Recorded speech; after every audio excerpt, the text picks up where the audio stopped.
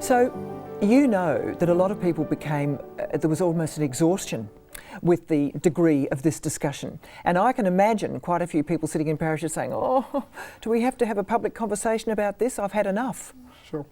Well, I understand that. What we understand is that in relation to matters of abuse, including family and domestic violence, it's once it's opened up, it's once the conversation is engaged in by the community that we start to make a change.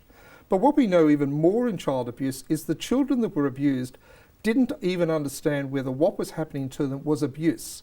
They hadn't the words, they didn't have the concepts. For many in the most conservative faith-based organisations, they had no conception about what was happening to them because they were denied normal and proper access to sex education and training. When they raised these matters with their families or other people, they were in total denial. And even today in some of the most conservative faiths around Australia, some of the closed religions and some of the more ethnically based religions, that abuse is being treated the same way. That is, you go home and you tell the family if you've got the words, and the family says to you, don't say anything to anybody else. This will bring shame on the family. It will bring shame on the church. It will bring shame on the community. And by the way, he couldn't possibly do it because he's a great man. Now that's exactly what happened to the Irish Catholics of 30 or 40 years ago. What's changed in the Catholic Church more generally is we're starting to have the conversation. In these other institutions, that conversation has not yet started. And so part of the Royal Commission's work was we ran a number of multicultural forums.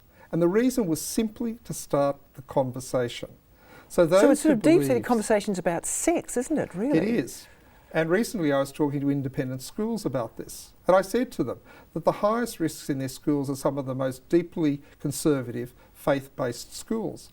Because unless you have the conversation about sex, unless you have the conversation about abuse more generally, unless you start that conversation with parents and children, the only person that suffers from that is the child. In the past we said, don't tell anybody because you're going to hurt the family, the church, the community. But you have to suffer. We said you, of all the people, you've got to hold it back, not tell anybody. Go through your whole life pretending it never happened. Not the adults, not the institutions. We cannot let that happen again.